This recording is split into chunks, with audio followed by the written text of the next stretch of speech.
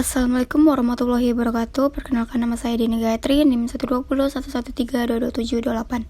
Baiklah, di sini saya akan menjelaskan tentang pewilayahan hewan di muka bumi, fauna kepulauan Indonesia, suaka marga satwa, dan cagar alam. A. Perwilayahan hewan di muka bumi.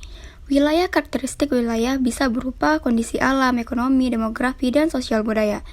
Beberapa contoh wilayah yang ada di permukaan bumi antara lain yaitu wilayah hujan tropis, region alamiah, Amerika Latin, region budaya, Kepulauan Wallacea, region fauna, Cheolm Belt, region pertanian, zona dataran rendah Jakarta, region fisiografi.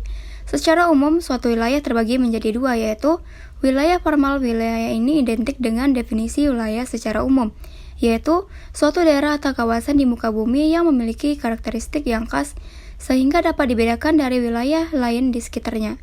Delegitimasi penyamaratan wilayah.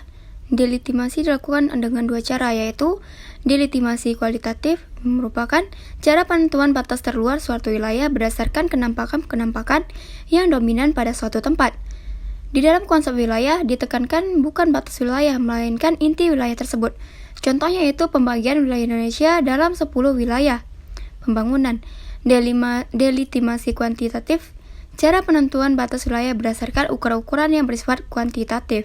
Indonesia adalah negara yang kaya, menempati wilayah lingkaran api, ring of fire, atau tanah vulkanik yang mengandung mineral dan zat hara yang tinggi, membuat tanaman-tanaman di negeri ini dapat tumbuh dengan subur. Tersedianya makanan yang melimpah dari tumbuhan-tumbuhan turut melestarikan satwa-satwa liar di dalam ekosistem.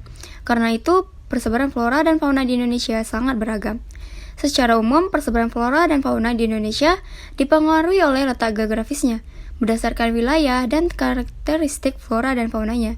Kita dapat membagi Indonesia menjadi tiga, yaitu Indonesia Barat, Tengah, dan Timur. Ketiga bagian ini dipisahkan oleh garis Wallace dan garis Weber. Garis Wallace memisahkan Indonesia bagian Barat dan Tengah, sedangkan garis Weber memisahkan Indonesia Tengah dan Timur. Suaka marga satwa.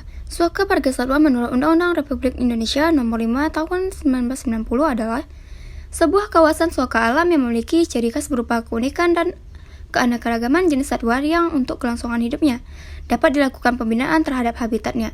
Sementara definisi singkat menurut Kamus Besar Bahasa Indonesia KBBI, suaka marga satwa adalah cagar alam yang secara khusus digunakan untuk melindungi binatang liar di dalamnya. Kawasan suaka marga satwa merupakan aset negara yang dilindungi. Adapun tujuan pembentukan kawasan konservasi ini adalah sebagai berikut. 1. Melindungi satwa dari ancaman pemburuan. Yang kedua, melestarikan satwa agar bisa bertahan hidup sesuai habitat asli. Yang ketiga, mengembangbiakkan dan satwa tertentu agar tidak punah. Yang keempat, sebagai tempat konservasi hewan. Yang kelima, melindungi ekosistem tertentu secara keseluruhan. Cagar alam. Cagar alam adalah sebuah kawasan di mana makhluk hidup, baik itu tumbuhan dan hewan hidup secara lestari. Keberadaannya di kawasan hutan ini pun dilindungi oleh undang-undang dari risiko bahayanya kepunahan.